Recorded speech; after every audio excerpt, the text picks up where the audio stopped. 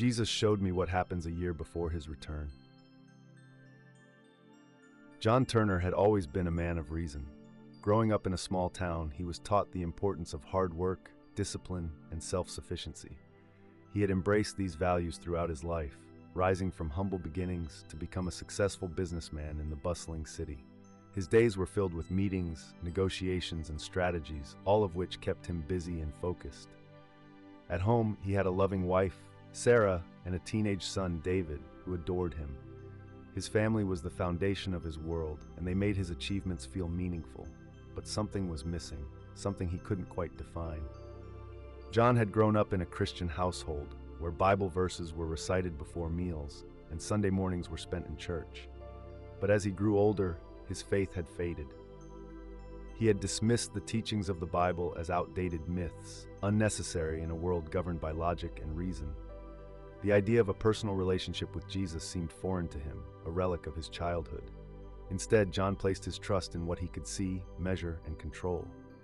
His life was built on tangible things: wealth, career, status, everything except the unseen truths that so many around him embraced.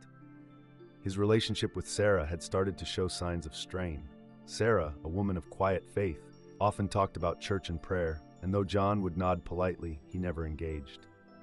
David, their son, had recently begun to ask questions about faith, questions that John couldn't answer, or rather, didn't want to. He couldn't reconcile the questions of eternity with the demands of his daily life. To him, God seemed distant, if not entirely irrelevant, and he had long since stopped wondering about the mysteries of the afterlife. But even with all his worldly success, John felt a nagging emptiness that he couldn't shake. He had everything he had ever worked for, but it never seemed to fill the void inside him. At times, when lying awake in bed, he would feel an inexplicable sense of longing, but he quickly brushed it aside. Life was about achievements, not about what lay beyond the physical world. Yet the unease lingered. It was a quiet, subtle discomfort that crept into his thoughts when he least expected it. In the depths of his heart, John knew that something was missing. He just didn't know what. That night, as he lay in bed, the emptiness within him felt more pronounced than ever. His mind wandered to distant thoughts, his childhood church, his mother's prayers, the Bible verses that seemed so far removed from his current life. He sighed, closed his eyes, and tried to sleep. But as the minutes ticked by, something began to feel different.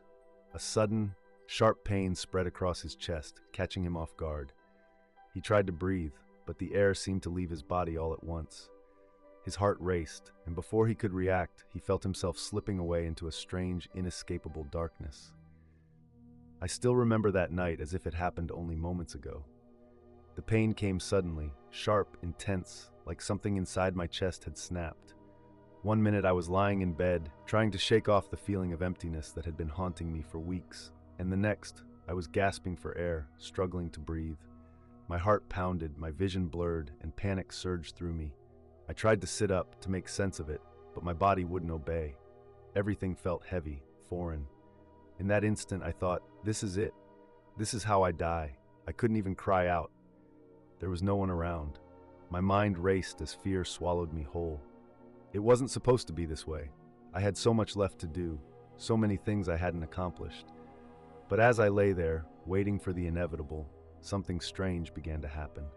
The pain, though still present, started to fade, and my thoughts seemed to slow.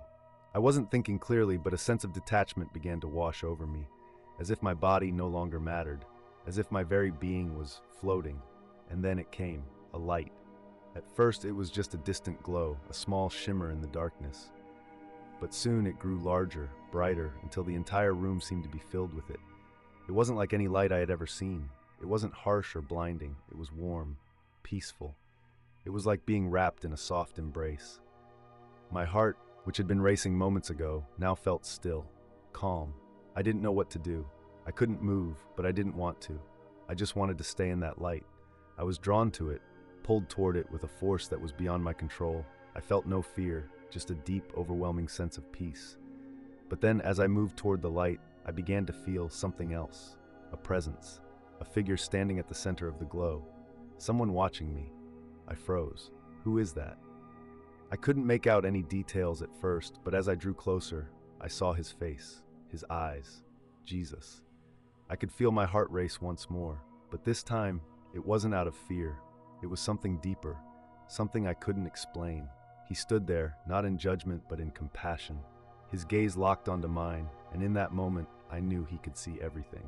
Every decision I had ever made, every moment of doubt, every lie, every selfish act, it was all laid bare before him. And yet, he didn't look away. He didn't condemn me. "I know you, John." His voice came, soft yet strong, like a whisper that echoed in my soul. I wanted to speak, to ask him how he knew me, why he was there, but I couldn't. The words were trapped somewhere deep inside me, and I felt like I was drowning in the weight of everything he already knew. I had so many questions, so many things I wanted to say, but it felt like the air had been taken from me. Then he spoke again, this time more clearly. "It's not too late, John. There's still time." I didn't understand. What did he mean? Time for what? I hadn't believed in any of this for years. I'd long ago dismissed the idea of a personal God, of Jesus coming back, of any kind of afterlife. I had been so certain that this was all just a story, a myth. But as I stood there in his presence, I felt something shift.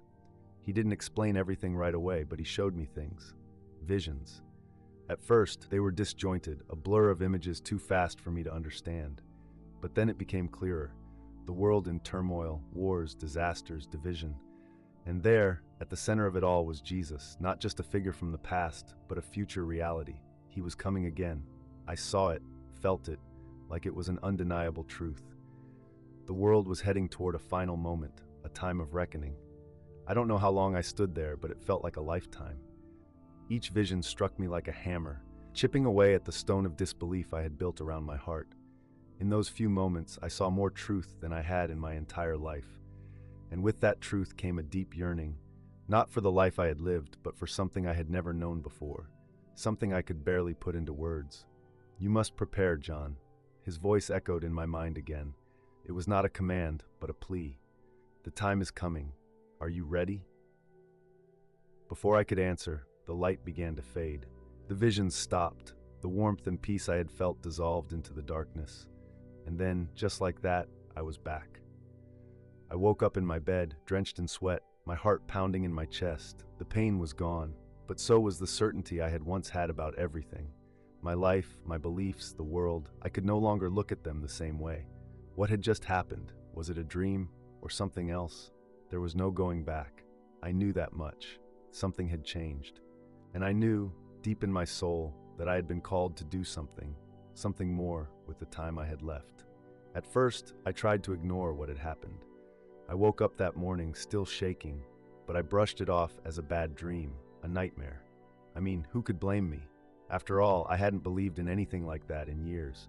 But the more I tried to forget, the more the images haunted me. The visions, the voice, Jesus. I couldn't get his eyes out of my head. They weren't just eyes. They were windows into my soul, seeing everything I had hidden from myself and from the world. I couldn't pretend anymore. It was as if my entire world had been cracked open, and I was standing there, exposed. That week, I went through the motions of my daily life, work, meetings, home, but everything felt off. Everything felt wrong. When I looked at Sarah, I felt guilty, like I was hiding something from her, even though I hadn't said a word. She could tell something was different. I could see it in her eyes. She'd been praying for me for years, but I never took her seriously. And now I was questioning everything I had believed. What would she think if I told her? What would she think of me? I remember sitting at the kitchen table one evening, David sitting across from me, eating his dinner, talking about his day at school. He didn't know, of course, that his father's world had just been shattered. The whole time, I felt this knot in my chest, this overwhelming urge to say something, to share the truth with Sarah, with David. But I couldn't. I wasn't ready. And then there were the questions. My mind was a storm. What was I supposed to do with this? Was Jesus really coming back? How could I possibly accept that after so many years of rejecting it? I thought about all the ways I had lived my life, how I had built my empire on success, money, control, and completely neglected anything to do with faith. I had rejected everything my parents had taught me. Now I felt like a fraud. How could I stand before God knowing I had wasted so much time? The guilt was overwhelming. One night, I couldn't take it anymore. I needed answers. So I decided to talk to Pastor Thomas, the pastor from the church I used to go to, before I had walked away from all of it. I hadn't spoken to him in years, but something inside me pushed me to call him. I found myself sitting in his small office the next afternoon, the smell of old wood and faint incense filling the room. Pastor Thomas was as kind as I remembered, with a quiet, steady presence. I didn't waste time with small talk. I told him about my experience, about the visions, about Jesus. He listened without interrupting, his eyes steady and calm, never once judging. When I finished, I waited for his response. I half expected him to tell me I was going crazy, that it was just some kind of delusion or stress-induced hallucination. But instead, he looked at me with the same gentle eyes I remembered from my childhood and said, "John, God is calling you." I wasn't prepared for those words. It felt like he had just spoken directly to the core of my soul. "It's not a coincidence," he continued. "What you experienced is real. God has shown you something, and now he's waiting for you to respond." His words were like a balm to my torn heart, but at the same time, they made me feel even more conflicted. I wasn't sure I was ready to face this new reality. I wasn't sure I could. How could I possibly reconcile this newfound truth with the life I had built? As the days went on, I found myself wrestling with the urge to ignore it all and go back to the way things were. I kept thinking, maybe this is just a phase. Maybe I'm just tired. Maybe I'll wake up and it'll all make sense again. But every time I tried to push it down, it came back even stronger. I spent hours alone, thinking, praying, though it felt foreign, as if I were trying to speak a language I had long forgotten. I didn't know how to pray anymore, and I certainly didn't know how to accept what I had been shown. But deep inside, I could feel the pull. There was something inside me that said, "This is real. You have to decide. Are you going to keep running, or are you going to face the truth?" I found myself questioning everything. My success, my career, my relationships, all of it felt suddenly so insignificant compared to what I had seen in those visions. I realized I had been living for the wrong things. My empire, my wealth, they didn't matter in the grand scheme of what was coming. I didn't know what to do, but I knew I couldn't keep pretending it didn't matter. One evening, as I sat by myself in my study, I opened the Bible, the same Bible I had put away so many years ago. I had never felt this kind of desperation before, as if I were looking for some kind of sign, something to hold on to. My eyes fell on the words of Matthew 24:36-44. "But about that day or hour no one knows, not even the angels in heaven, nor the Son, but only the Father. So you also must be ready, because the Son of Man will come at an hour when you do not expect him." It hit me like a thunderbolt. The truth was staring me in the face. It was real. Jesus was coming back, and I wasn't ready. I wasn't ready to face him, not with the life I had lived. That night, I fell to my knees for the first time in years. I didn't know what to say. I didn't even know if my prayers could reach him. But I whispered the only thing I could think of. "I'm sorry, Jesus. Please show me what to do." The days following that prayer were filled with a sense of anticipation, though I didn't quite understand why. Something in me had shifted. I didn't know exactly what I was supposed to do next, but I felt a deep stirring in my soul, a call to something greater. It wasn't an immediate rush of peace, but more like an uneasy waiting, like I was standing on the edge of something, but I wasn't sure if I was ready to step off. It was early one morning when everything changed. I woke up just before dawn, a feeling of unrest gnawing at me. I had tossed and turned all night, unable to shake the heaviness I felt in my heart. The world outside my window was still dark, but there was something inside me urging me to get out of bed. I didn't understand it, but I obeyed. I made my way downstairs, the house eerily quiet, as though the world itself were holding its breath. I went to my office, the same space where I had spent countless hours chasing deals, making decisions, and securing my future. But tonight, it felt different. This wasn't a place for business anymore. I didn't know why, but I felt compelled to open the Bible again. It was as if something inside me was telling me that this was the only place I could find the answers I needed. My hands trembled slightly as I opened it, unsure of what I was looking for, but trusting that I'd find it.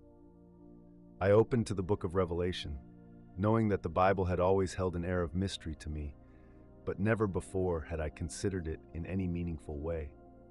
And then I read it. The words hit me like a shockwave. Revelation 6:12-17. I watched as he opened the sixth seal. There was a great earthquake. The sun turned black like sackcloth made of goat hair. The whole moon turned blood red, and the stars in the sky fell to earth as figs drop from a tree when shaken by a strong wind. The heavens receded like a scroll being rolled up, and every mountain and island was removed from its place. Then the kings of the earth, the princes, the generals, the rich, the mighty, and everyone else, both slave and free, hid in caves and among the rocks of the mountains. They called to the mountains and the rocks, "Fall on us and hide us from the face of him who sits on the throne and from the wrath of the Lamb. For the great day of their wrath has come, and who can withstand it?" I couldn't breathe. My eyes scanned the words again, and I felt as though my heart might stop. This wasn't just some old prophecy. This wasn't some ancient text to be admired from a distance. This was a warning, a real warning. The visions I had seen, the things Jesus had shown me in that otherworldly place, they all made sense now. I saw it as if it was happening right before my eyes. The earth shaking, the skies darkening, the wrath of God coming in full force. The very thing I had rejected, laughed at, and ignored my whole life was now staring me in the face. I had seen pieces of it in my vision, but this was the confirmation. It wasn't a coincidence. It wasn't just a dream. I looked up from the Bible, and it was like a veil had been lifted. Everything around me felt suddenly insignificant. My wealth, my career, all the things I had worked for, none of it mattered in the face of what was to come. I could hear the voice of Jesus in my mind again, clearer than ever. The time is coming. Are you ready? I sat there, frozen in place, as the weight of the revelation crashed over me. It was as if the very foundation of my life had been ripped away. All those years of rejecting God, of placing my faith in my own success and control, had been nothing but distractions. I had wasted so much time. But the fear that had gripped me before was no longer there. It was replaced by something else. It was a sense of urgency. A sense that I had been given a second chance. A chance to do things differently, to choose a different path, to prepare for what was coming. But the questions kept swirling in my mind. How could I prepare for something like that? How could I even begin to change? The road ahead seemed impossible. I couldn't go back to my old life. I couldn't stay in the same mindset I had lived in for so long. But where did I go from here? The truth was clear. I had a choice to make. The clock was ticking, and there was no turning back. Would I continue to live in denial, or would I embrace the truth that had been revealed to me? The next few days were a blur. The shock of my revelation still hadn't fully worn off, but the sense of urgency only grew stronger. I spent every waking moment reading the Bible, praying, and reflecting on what I had experienced. The more I learned, the more I realized how unprepared I had been, how I had been living in a spiritual fog, blind to the truth right in front of me. But the problem was I couldn't keep this to myself anymore. I had to share it. But how could I explain something so impossible, something so radical to the people closest to me? It didn't take long for Sarah to notice. She had always been sensitive to my moods, and she could sense something had shifted in me. One evening after dinner, she looked at me across the table, her eyes searching mine, and asked, "John, what's going on? You haven't been yourself lately. You're distant, distracted. I can tell something's wrong." I knew that tone. She wasn't just asking, she was concerned, and I knew deep down I couldn't hide from her any longer. "Sarah, I don't know how to explain this," I said, my voice barely above a whisper. "I've seen things I can't ignore. Jesus showed me something that shook me to my core." She blinked, waiting for me to continue. Her face softened, but there was a mixture of confusion and concern in her eyes. She didn't know how to react, but I could tell she wasn't angry, just lost, trying to piece together what I was saying.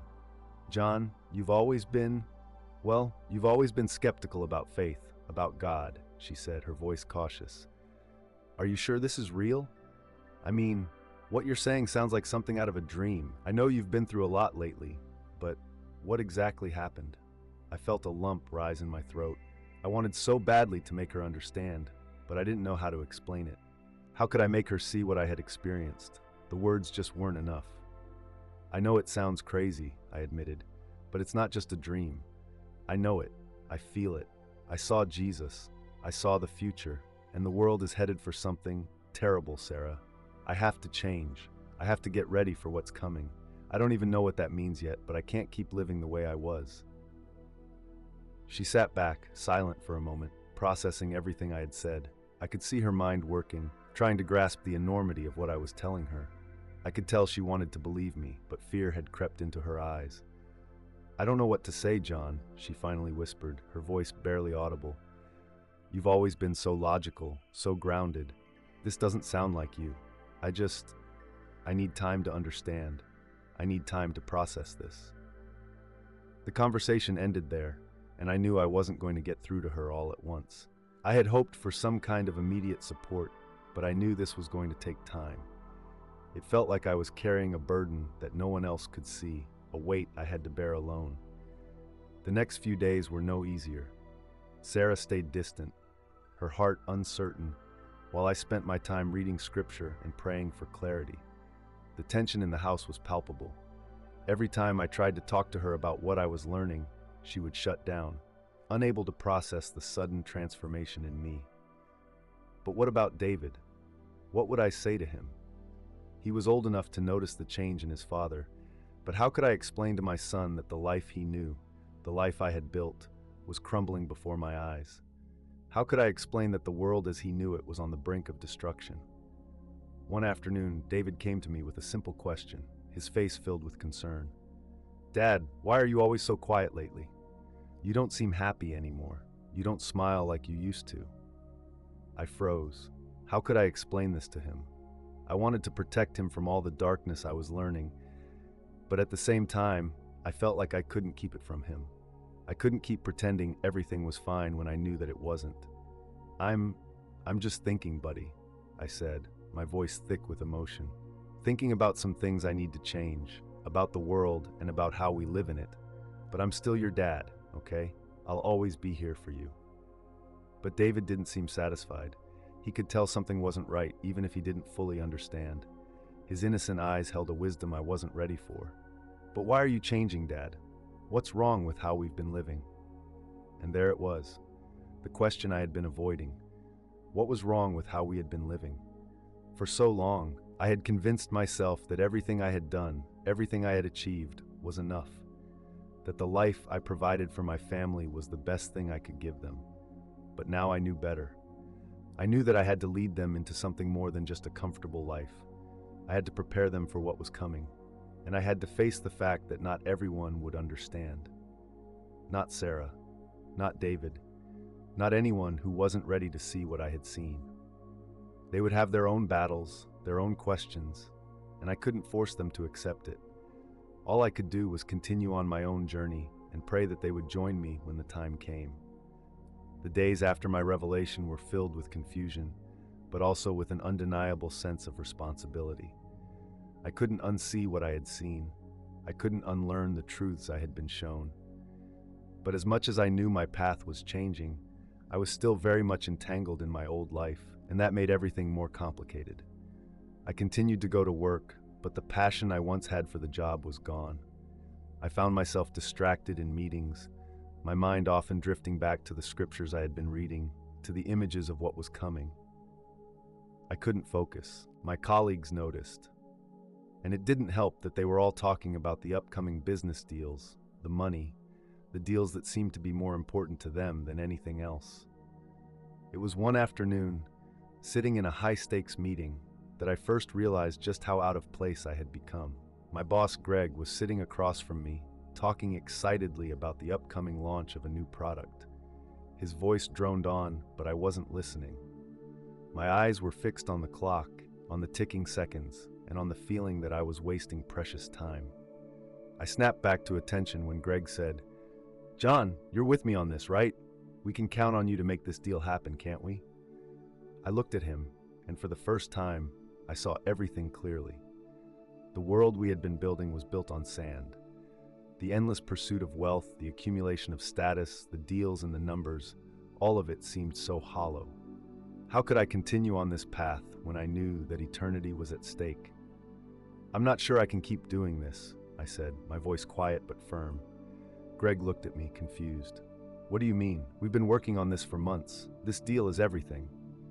I don't think I can keep prioritizing this over what really matters, I said, feeling my heart race as I spoke the words that felt so true yet so foreign to my old self. I have to take a step back. I need to focus on other things. He stared at me for a moment, his eyebrows furrowed. Are you serious? This is ridiculous, John. You're throwing away years of hard work. This is your future we're talking about. But it wasn't. My future was no longer tied to the fleeting successes of this world. It was tied to something eternal, something far greater.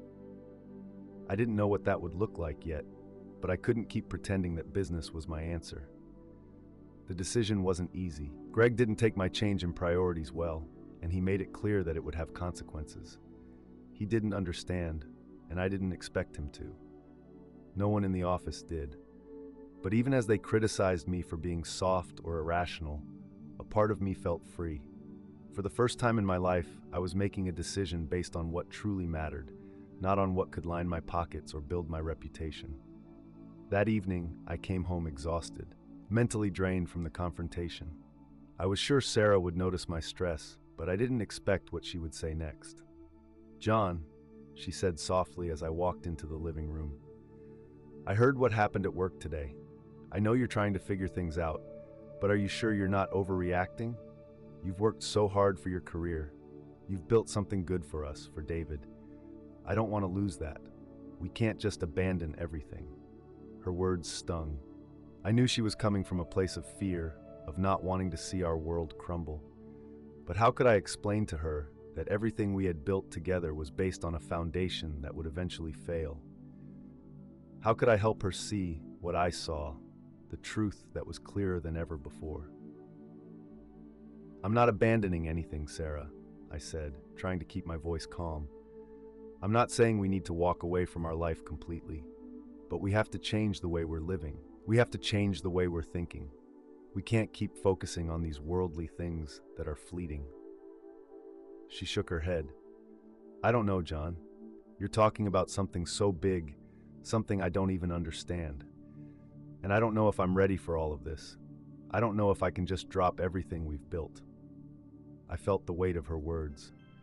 This was the hardest part of the journey, not just my own internal struggle, but the way it affected the people around me.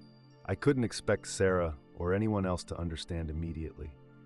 I had seen the truth, but they hadn't, and in the meantime, I had to navigate this new path while dealing with the fallout of my choices. But there were other, smaller challenges too. Friends who had been part of my social circle for years, who shared the same interests and lifestyle, began to notice my withdrawal. Invitations to parties, gatherings, and outings became more frequent, and yet I found myself saying no more often. I couldn't pretend anymore. The world I had once been so comfortable in now seemed shallow, empty. And every time I turned down an invitation, I could feel the judgment in their eyes. One of my old friends, Mark, who had always been the life of the party, called me up one evening. John, what's going on with you, man? You're acting all weird. You used to be the first to show up for happy hour. Now you're always busy. What's up with that? You're not turning religious on me, are you? I didn't know how to respond. The words, yes, I am, felt like they would push him away for good. But the truth was, I had changed. I wasn't the same person anymore, and pretending otherwise felt like a betrayal of the truth I had come to know. I'm just changing, Mark, I said quietly. I'm just trying to figure things out. I could hear the disbelief in his voice as he laughed. Well, whatever you're doing, I hope it's working out for you, man. But don't get too caught up in this stuff. You'll see, it's just a phase. I knew he didn't understand. They all didn't. The internal battle raged on, even as the world around me seemed to be moving in fast forward. I had come face to face with a truth so profound that I couldn't ignore it. Yet every step I took forward felt like a step away from the life I had known. Every day I woke up, a part of me mourned what I was leaving behind. But there was also a fire inside that urged me to move forward, to keep pursuing this path no matter how difficult it became. It wasn't just about the people at work anymore. The tension at home with Sarah had reached a boiling point. We were walking on eggshells. both of us afraid to bring up the things we knew we couldn't avoid. It was clear that the changes I was undergoing were threatening to tear apart the very fabric of our relationship. She loved me, but the person I was becoming seemed so alien to her, and I could feel her pulling away. I remember one evening, after a quiet dinner where neither of us spoke much, I tried to engage her in conversation. It had been a while since we'd had a real heart-to-heart, and I was desperate to share more of what was happening within me. "Sarah, I've been thinking about something," I said, my voice hesitant but determined. "I know things are changing between us, but I think we need to talk more about where this is all headed, about what this means for us, our family. I need you to understand that I'm not doing this to hurt you or David. I can't ignore the calling anymore. I can't keep pretending that I don't know the truth now." Her eyes softened for a moment, but I could see the strain in her features. She looked at me, and her voice broke as she spoke. "John, I want to understand, I do. But this is just too much. I feel like you're drifting away from me. You're talking about things I can't even wrap my head around. And when you talk about the future, about this end-of-the-world stuff, I don't know what to think. I don't know how to help you." "I know," I said quietly, feeling my heart sink. "I'm sorry. I know it's a lot, but I can't turn back now. I have to go forward." I felt the weight of her unspoken fears pressing against me. I knew she was afraid of losing me, but I also knew that this wasn't just about me anymore. This was about the truth that I had to embrace, no matter the cost.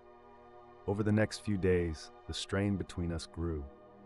Every conversation felt like we were speaking different languages. I found myself reaching out to friends from my past, hoping for some kind of grounding, but every interaction only left me feeling more isolated. Mark called again, this time asking me if I wanted to grab a drink. "Come on, John. You can't keep doing this. Whatever it is that's got you so worked up, it's not real. You've always been the one to keep things grounded. Don't let these weird beliefs ruin everything." But his words, though familiar, felt like empty echoes. They didn't carry the weight they once did.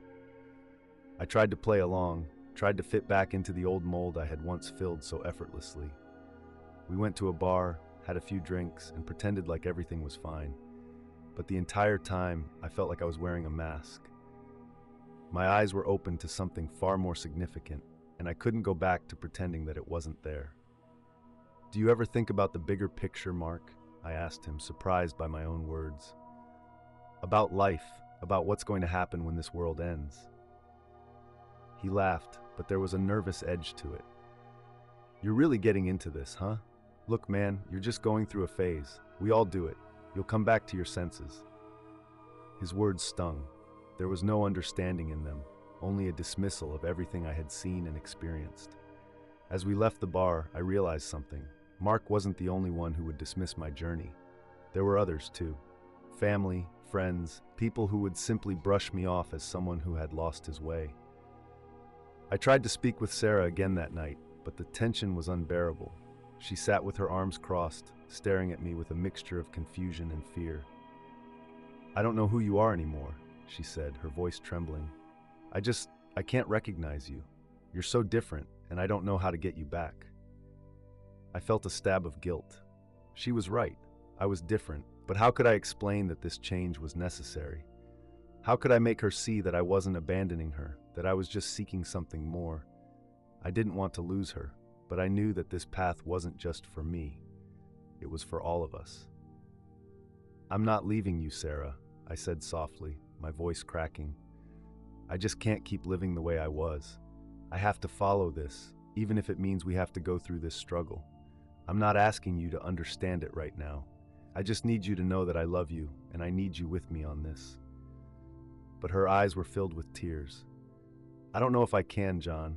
I don't know if I can believe what you believe. This isn't just a phase. This is something that's tearing us apart." And in that moment, I realized the truth. It wasn't just about me. It was about all of us. And it was going to be a long road before anyone else could understand what I had seen. As the days passed, I could feel the weight of my choices pressing down on me. I was fighting for something I knew was more important than my old life, but it was coming at a cost. The tension with Sarah grew. My friends withdrew. but all I could do was continue on, knowing that the truth I had encountered was worth every sacrifice. The days following my conversation with Sarah were filled with a sense of unease. I could feel it in my bones. The clock was ticking, and I was running out of time. But I didn't know how to explain to her that the urgency I felt wasn't just a passing fear. It was a divine prompt, one that I could no longer ignore. It wasn't just about the changes in my life. It was about the deeper understanding of what was coming for the world. Something was shifting in the spiritual realm, and I had seen a glimpse of it. One night, after a particularly hard day, I went to bed early, hoping to find some respite. But sleep wouldn't come. My mind raced, replaying every moment of my NDE, every detail of the visions I had seen. I couldn't shake the sense that I was being watched, that something or someone was waiting for me to take the next step. Then, as I lay there in the dark, the room seemed to grow cold. I pulled the covers tighter around me, trying to dismiss the sensation as nothing more than my imagination. But the chill in the air deepened, and I felt a presence, a weight pressing down on me. I wasn't alone.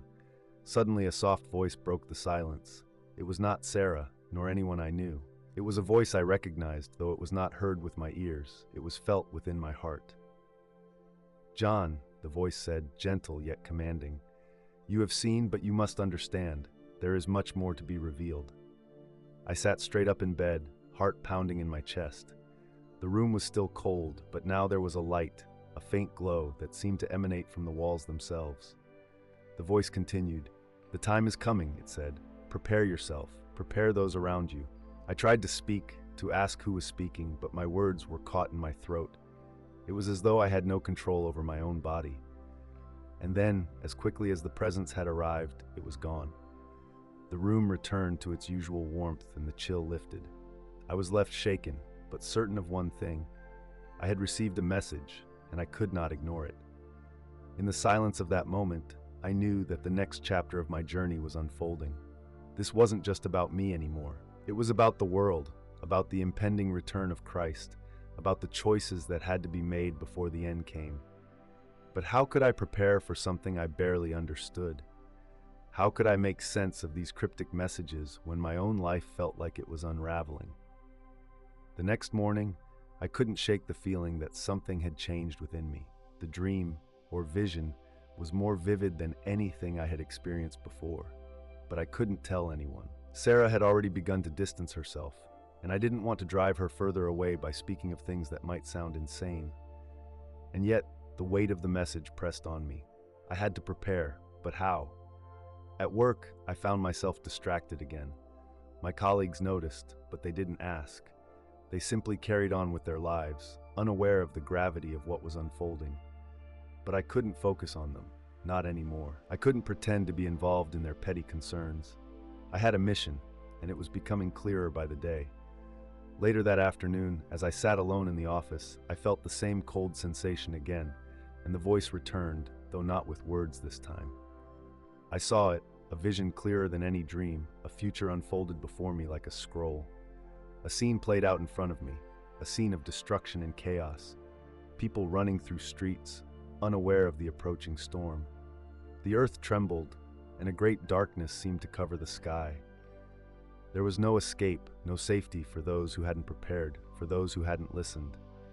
I watched in terror as the world I knew crumbled away, as men and women wept for the things they had taken for granted. And then a bright light appeared in the distance, breaking through the darkness. It wasn't like the light I had seen before, a soft and welcoming glow. This was different. It was bright, blinding, pure, an overwhelming presence that filled every corner of the world. "Prepare," the voice whispered again, now more urgent, "for the time is near." I couldn't move, couldn't speak. The vision faded as quickly as it had come, and I was left in a state of shock.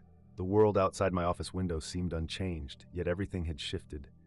I knew, without a doubt, that I was being called to something greater. But how could I communicate this to others?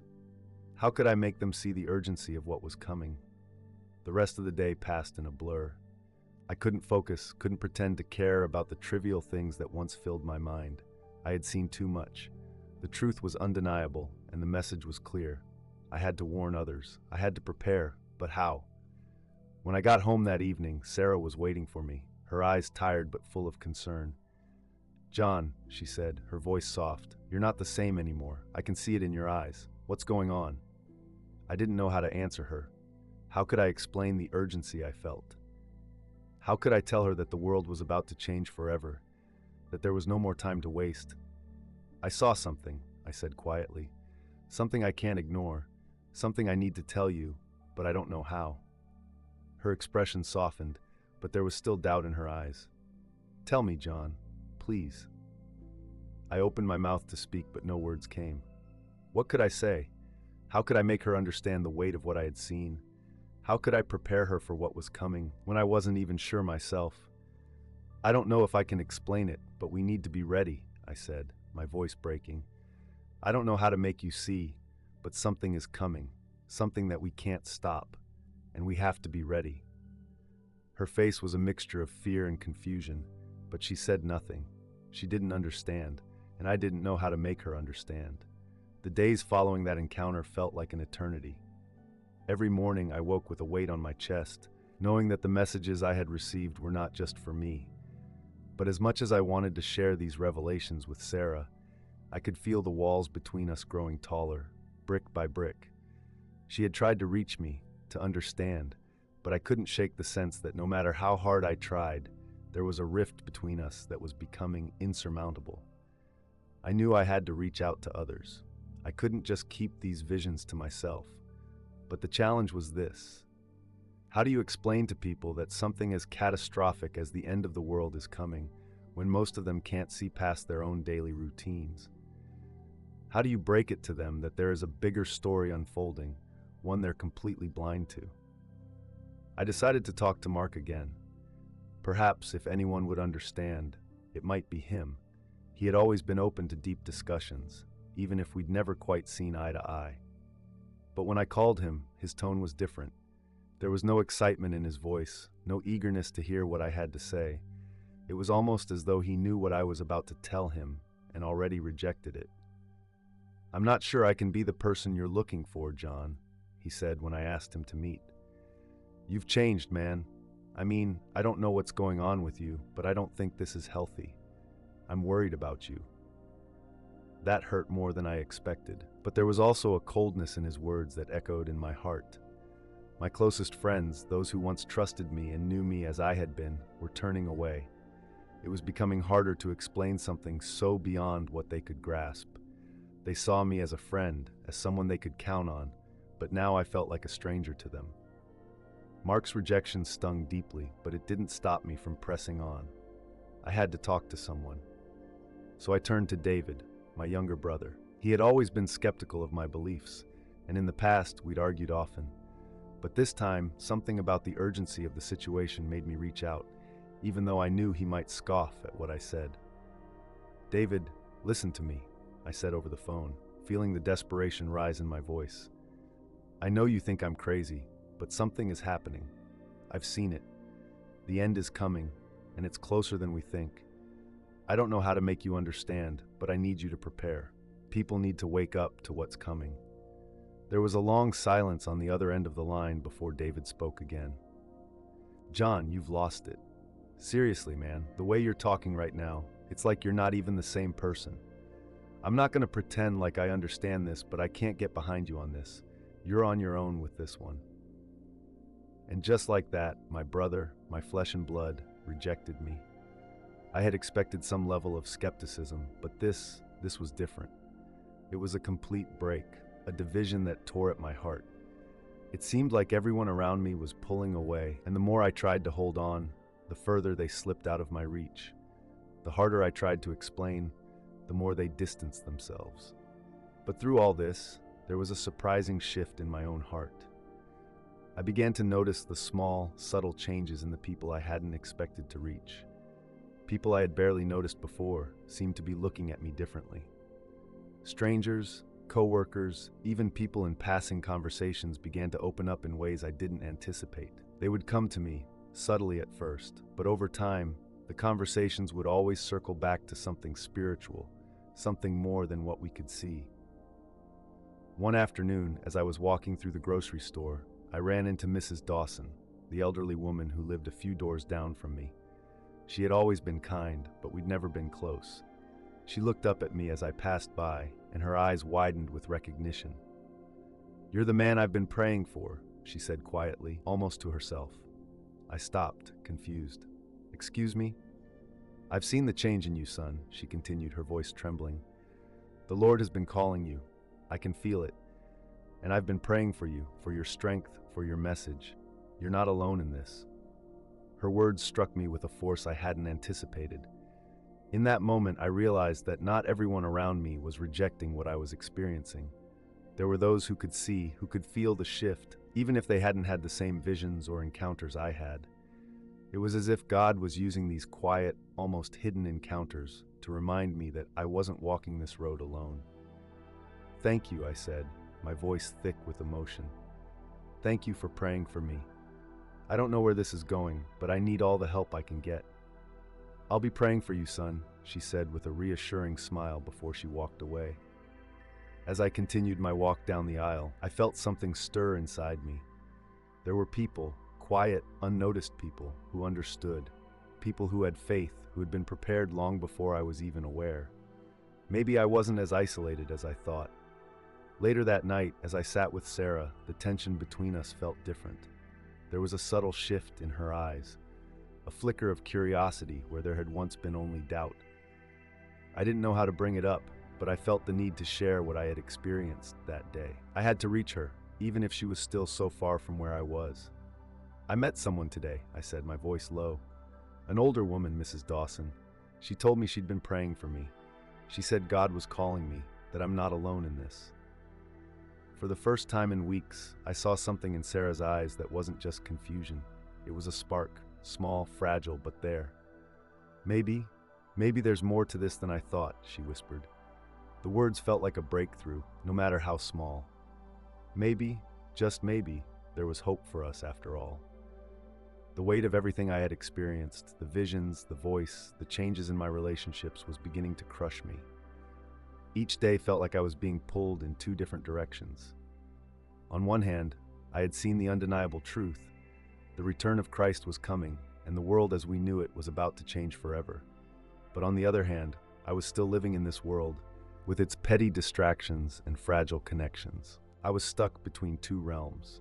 The world of faith that was slowly becoming my new reality, and the old world that I couldn't just leave behind. The tension between Sarah and me was unbearable. Her skepticism had turned into frustration. She didn't understand what had happened to me, and I didn't know how to make her understand. Every conversation felt like I was speaking a foreign language, and the distance between us grew wider. It wasn't just about me anymore. It was about her too. I knew that her heart was burdened with doubt, and the fear of what was coming weighed on her as much as it weighed on me. But the moment of crisis came when Sarah confronted me one night, tears in her eyes. "John, I can't do this anymore. I can't watch you go down this path. You're changing so much, and I don't recognize you anymore. This isn't just about me, it's about us. We've built a life together, and now you're talking about the end of the world like it's some kind of prophecy. You can't keep dragging me into this." Her words cut through me like a knife. I had never seen her like this before, so broken, so desperate. She was scared, and she didn't know where to turn. But I didn't know how to fix it. I didn't know how to make her see what I was seeing. The truth was too big for me to carry alone, and yet it felt like I was losing everything that had ever mattered to me. "I don't want to lose you, Sarah," I said, my voice trembling. "But this isn't something I can walk away from. What I've seen, what I've experienced, it's real, and I can't ignore it. I can't turn away from it. I have to share this. I have to warn people." Tears welled in her eyes as she shook her head. "I don't understand. I don't know what happened to you, but I can't go down this road with you. I need you, John, the man I married, the man I knew." I could feel my heart breaking, the distance between us widening with every word. But the more she rejected what I was saying, the more certain I became that I couldn't turn back. The weight of the vision, the urgency of the call, was too great. I had been given a message, and if I ignored it, I would be betraying everything I had seen, everything I had come to understand. "I can't be the man you want me to be anymore," I said quietly. I have to be the man God has called me to be. I don't know what that looks like, but I can't pretend anymore. I can't be the old John. Her eyes widened in shock. She opened her mouth to say something, but I could see the pain in her eyes. She knew, deep down, that I wasn't the same. And no matter how hard I tried to hold on to her, to the life we had built, I could feel her slipping away. John, I don't know if I can go through this with you, she whispered. I don't know if I can keep holding on when everything is falling apart. I didn't have an answer for her. I didn't know what the future would hold. All I knew was that I couldn't ignore the call anymore. The world was changing, and I was being asked to be a part of something far greater than myself. The weight of that responsibility felt overwhelming, but I couldn't deny it. I spent the next few days in turmoil, unsure of what to do. I tried to talk to people from church, but even they didn't understand. They were kind, but they saw me as someone who had gone off the deep end. My old friends still rejected me, and my family didn't know how to help. I was completely alone in this. But then, as I was walking home from work one evening, I felt it again. The cold presence, the familiar voice that had been guiding me. This time it was more urgent than before. John, it is time. You must speak. You must share what you have seen. The world needs to hear. I looked around, expecting to see someone, but the street was empty. The voice didn't come from anyone I could see. It came from within me, a deep knowing that could not be ignored. I realized then that the choice had already been made for me. It wasn't about convincing Sarah or my friends. It wasn't about getting anyone to believe me. The truth was the truth, whether they accepted it or not. And I had to choose whether I would stand firm in that truth, no matter what the consequences. That night, I went to Sarah, though I wasn't sure how to explain the clarity I had just received. Sarah, I'm sorry. I don't know how to make you understand, but I can't deny what's in my heart anymore. I have to share this with others, even if it costs me everything. She stood there in silence for a moment, her expression unreadable. Then, finally, she spoke. John, I don't know what this is doing to you, but I can't follow you down this road. I can't be part of something that feels like it's tearing us apart. And with that, I knew the rift between us had become final. My choice had been made. I had to go forward, even if it meant walking alone. I woke up that morning to a silence that felt as heavy as the weight of the world. For the first time, I felt completely and utterly alone. The decision had been made. There was no turning back. I had reached the point where I could no longer walk between two worlds. The life I had known was gone, and everything I once held dear seemed to be slipping away faster than I could catch it. The confrontation with Sarah that night was the hardest moment of my life. As much as I wanted to fight for our marriage, I knew that my transformation had altered something fundamental between us. She couldn't see what I had seen, and though I had tried everything to make her understand, she was not ready to walk this path with me. And now, more than ever, I understood that my allegiance had to be to something greater than my family, greater than my own desires. The rift was undeniable. As much as I wanted to hold on, I had no choice but to let go. The pain in my chest felt like a physical ache. I had always thought that love could conquer anything, but the reality was much more complicated. Sarah had made her choice, and it wasn't me. And though my heart broke, I knew that this was part of the price of following Christ.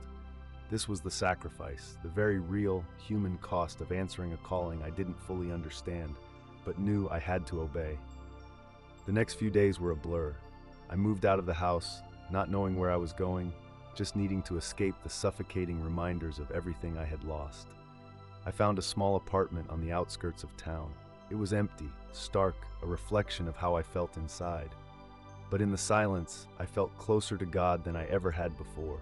I had nowhere else to turn but to Him. The phone calls from my family stopped coming. My friends stopped reaching out. I became a ghost in my own life, walking through it with a sense of numbness. It was the first time I truly understood what Jesus meant when He said that following Him could divide families, could turn even the closest bonds into a battlefield. But it didn't make it any easier. Yet in the silence of my loneliness, I began to feel something stirring inside me. There was a peace, strange and unfamiliar, but it was there.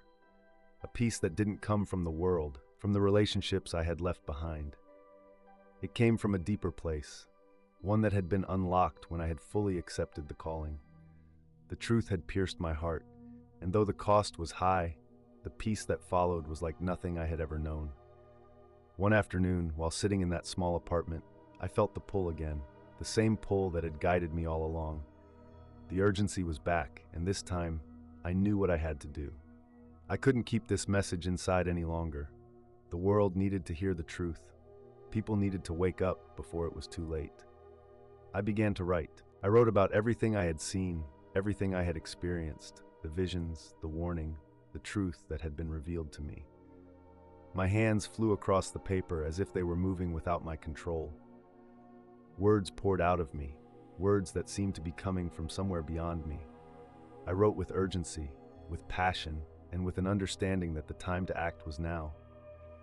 But as I sat there pouring my soul onto paper, I was filled with doubt. What if no one believed me? What if this message fell on deaf ears? What if I had lost everything for nothing? But then I heard it again, the same voice, soft but clear, echoing through my thoughts. Do not fear, I am with you. Speak the truth. Even if you must stand alone, I am with you. I knew what I had to do. I had to speak. I had to share what I had been shown, no matter the cost. The next day I called Mark. He hadn't responded to my last attempts to reach him, but I needed him to hear this. I needed someone, anyone, to listen. Mark, I know you think I'm crazy, but I've seen something. I've seen the return of Christ, the end of days. I'm not making this up. I can't explain it, but I've been shown the truth. Please, you have to hear me out. For a moment, there was silence on the other end of the line. And then, to my surprise, Mark spoke. John, I don't understand what you're going through, but I've been praying for you. I've seen how this has affected you, how it's changed you. I don't know what the truth is, but I'll listen. I'll hear you out. The words felt like a lifeline. I wasn't alone anymore.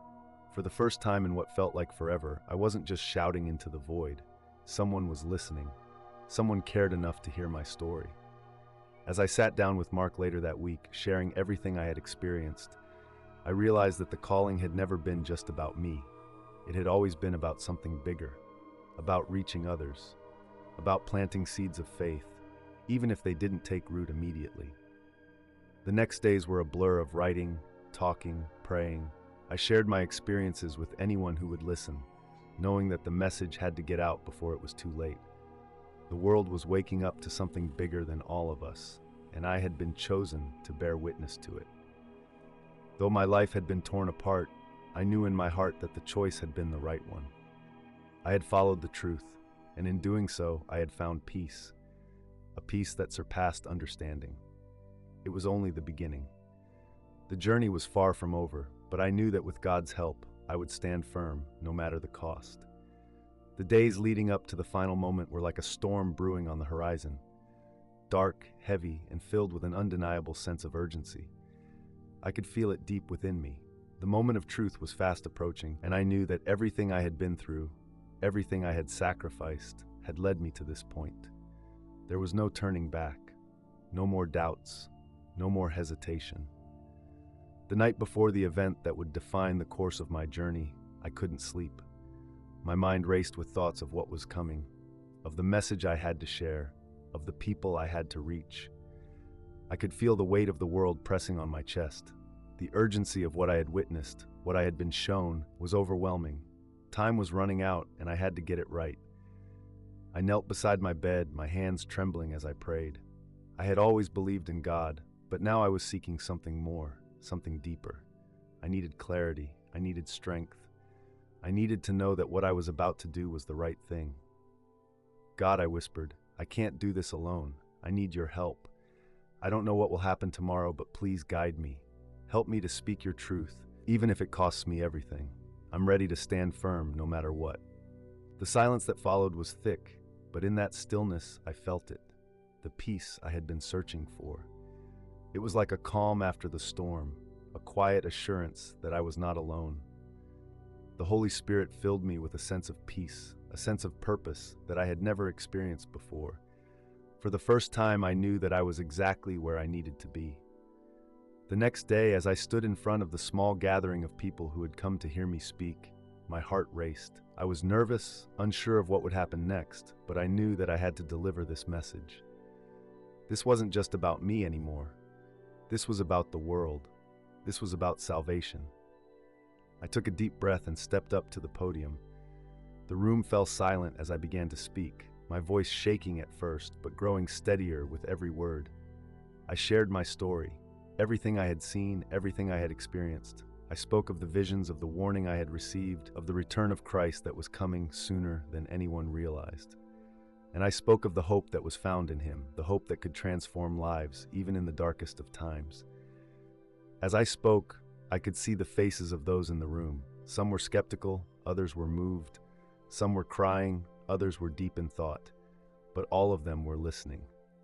And I knew, deep in my heart, that this was the moment. The message was no longer just mine, it was for everyone. I paused for a moment, allowing the words to sink in, and then I heard it again, the voice soft but firm, speaking directly to my soul. This is the moment, John. This is why you were chosen. With those words, everything inside me shifted. The fear that had gripped me for so long dissolved. I wasn't speaking to convince anyone anymore. I was speaking because I had to. The truth had to be known. The time was now. I know that what I'm telling you may sound impossible. It may sound like madness, but I've seen it. I've felt it. I've experienced it. And I believe with all my heart that Jesus Christ is coming back soon. The world is not what it seems. There is a greater truth, a greater reality that is beyond our understanding, and He is the answer.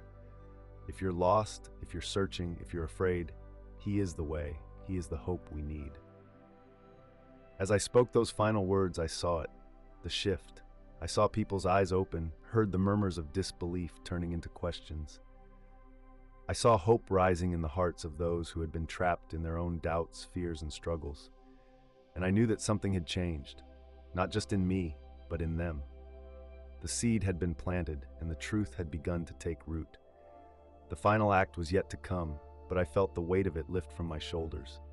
I had spoken my truth, I had delivered the message, and now it was in God's hands. Later that evening, as I walked home, I couldn't help but reflect on the journey that had brought me to this point. The pain, the rejection, the sacrifices, they were all part of something bigger. They had led me to this moment of clarity, to the understanding that following Christ meant letting go of everything else. It meant trusting in Him, even when it didn't make sense, even when it cost me everything. And as I walked, I knew that this was only the beginning. The world needed to hear the truth of salvation, of grace, and of the coming return of Christ. I was ready to share it, no matter the cost, because in the end, it was worth everything. As I sit here reflecting on everything that has happened, I can hardly believe how far I've come. The man I was before, the man who doubted, who clung to his old life, who feared the unknown, seems so far removed from the man I am now. I've been through a battle, not just with the world around me, but with myself. I've faced rejection, loneliness, and heartache, but in the end, I found something far greater than I could have ever imagined. I found truth, I found purpose, and most importantly, I found peace in Jesus Christ. It's been a long road, and there were times I didn't think I'd make it. There were moments when I wanted to turn back, when the pressure and the pain felt too much to bear. But through it all, God was with me. And in that moment when I stood before that small group of people, sharing what I had seen, sharing the message I had been given, I knew without a doubt that I had made the right choice. I had chosen to follow Him, and in doing so, I had found something more precious than anything this world could offer. The hardest part of this journey wasn't the pain or the sacrifices. It was the moment when I had to let go of everything I thought I knew, everything I held dear, and trust that God had a greater plan. I had to lose my old life to find my true life in Him. And in doing so, I have experienced a transformation so profound it has reshaped everything about me. The man I am now is not the same man I was. I am no longer the one lost in sin and confusion. I am no longer the one trapped in the lies of this world. I am a new creation, and through Christ, I have been redeemed. As I continue on this journey, I know that there will be more challenges ahead. The world will continue to try and pull me back into the old ways, but I will not be swayed. I will stand firm in my faith because I know the truth now, and nothing can shake that foundation. For those of you watching this, I want to leave you with this. If you feel lost, if you feel like you're stuck in a life that doesn't bring peace or fulfillment, know that there is a way out. There is a truth that transcends the struggles and confusion of this world. Jesus Christ is the way, the truth, and the life. If you will open your heart to Him, He will show you the path to salvation. You don't have to walk this road alone. He is with you, waiting for you to take that first step. I encourage you to reflect on your own life, on where you are and where you want to go. Take a moment to ask yourself if you are living in truth or simply following the empty promises of the world. If you're ready to embrace the truth and follow the path of salvation, take that step. The world may not understand, your family may not agree, but when you follow Christ, you will never walk alone. If my story has inspired you, if you feel a stirring in your heart, please take a moment to like this video, subscribe to the channel, and share your thoughts in the comments below. I would love to hear your thoughts and hear how God is working in your life. And if you haven't already, make sure to click the notification bell so you don't miss the next episode in this journey. Remember, no matter where you are, no matter what you've done, God is always ready to receive you. The question is, are you ready to follow Him? Thank you for listening to my story. I pray that you find peace, hope, and salvation in Christ. God bless you.